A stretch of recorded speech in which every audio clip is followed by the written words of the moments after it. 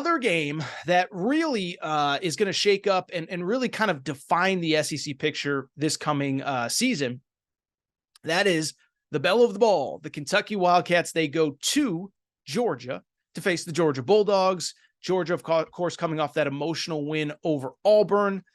Interesting line movement in this one as well. Georgia opened as a 15-point home favorite, now down to 14. The over-under in this game is 49. And when I look at this game, listen, we gave flowers to Kentucky and Mark Stoops on Monday's Aaron Torres pod. We're going to have to do it again today because that was not just a big win.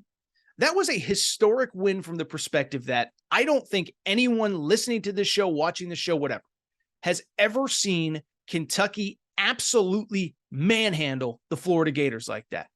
I mean, it was complete domination, as we discussed on Monday. 329 yards rushing for the Kentucky Wildcats against the Florida Gators. I don't care how bad Florida is. I don't care how much lack of offense that they have.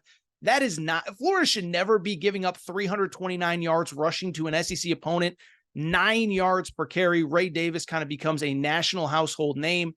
And also, like, it's important to note is that Kentucky's defense played really well as well. Florida was a play or two away from absolutely getting blown out. They do finish with just barely 300 yards of total offense, but Kentucky had 9 tackles for loss in that game, 3 sacks. So they got after the quarterback as well. They made plays in the backfield as well.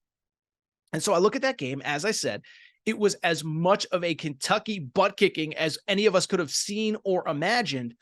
But I do think the one thing that I will say about Kentucky that does need to kind of get fixed going forward, they got to figure out the pass game with Devin Leary. And I'll be honest, listen, I was one of those people, right? I was one of those guys that in the preseason, I was praising Devin Leary to the heavens, right? I said he's a transfer quarterback, NC State. He was really good at NC State 2 years ago in 2021, gets hurt last season. Said, oh, he'll go to Kentucky. I'll have a big bounce back with Liam Cohen, the offensive coordinator. Well, as of right now, Devin Leary isn't playing very well. Now, Saturday, he didn't have to do very much except for hand off the ball to Ray Davis, get behind that big blue wall, the offensive line. But you're going to need a better game from Devin Leary in this game just because you're not going to be able to just run the ball right at Georgia. Kind of goes without saying. Devin Leary on the season, 57% completion percentage, 10 touchdowns, 5 interceptions, which is kind of jarring, again, for a guy like myself who thought that this was going to be a very good college quarterback. Now, from the Georgia perspective, Georgia to me is like very interesting because they're 5-0. They haven't really looked very good in any of their games, certainly their marquee games. Trailed at the half to South Carolina, was tied at the half, tied after 3 quarters against Auburn last week. Now, as Kirby Smart said, and I think it's worth noting, going on the road in the SEC is not easy. Winning on the road in the SEC is not easy, and I give Kirby Smart credit. He didn't get caught up in all the minutia. What does it mean? Maybe behind the scenes, he's frustrated. Maybe behind the scenes, he knows that there's a lot of stuff to work on. But publicly, he was praiseworthy of that team for getting the win at all. Now, for Georgia, interesting to me, it's kind of the opposite almost of what I think about Kentucky. I thought Carson Beck, the first-year starter quarterback, I thought he actually came along very nicely in that Auburn game. Now, it helps when you have Brock Bowers, I don't know why I said Blake, Brock Bowers to throw the ball to. And Brock Bowers was incredible. I think Brock Bowers is going to be in the Heisman contention throughout the year. He's going to be a top 10 pick come the NFL draft. But I thought Carson Beck, the quarterback, really did a good job of getting comfortable and looked, I thought, in the second half, the best that he has looked all year. What's wild about Georgia, though, the things that they're usually relying on, they're not very good this year. I mean, they're okay, but they're not Georgia good. They're not what we have come to expect from Georgia.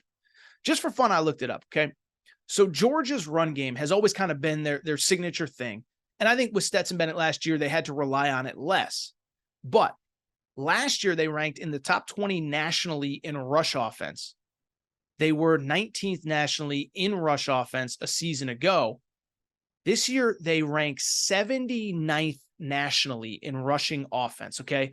That is insane. 79th nationally in rushing offense, averaging 148 yards per game, about 25 yards per game fewer.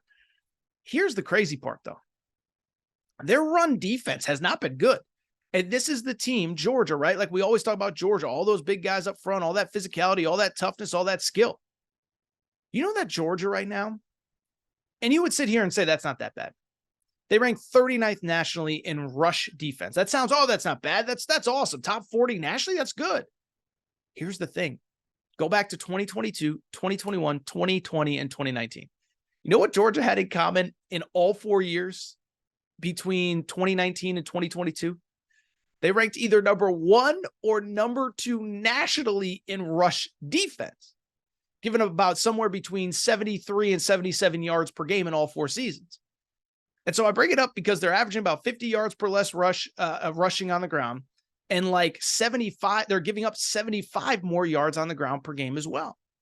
And so when you start talking about this game, I can see it being close. I can see it being competitive because I think Kentucky's going to have relative success running the ball. By the way, this is a series that has been very, very, very close through the years, probably closer than I think a lot of people realize. Last year, Georgia, they had a couple close regular season games. At Missouri, at Kentucky, they win 16-6. 2 years ago, 30-13 Georgia wins, but that was about as tough as anybody played them during the regular season in that 2021 title run. Georgia won 14-3 during the COVID year in 2020, 21-0 in the 2019 season. So really, these have been close and low-scoring games. And if you had to make me pick a side, if you had to make me bet it, I think the under is the best bet by a mile.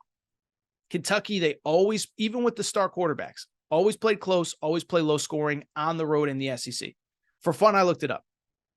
If you take out Vanderbilt, when they play Vanderbilt on the road, Vanderbilt doesn't count. They're terrible.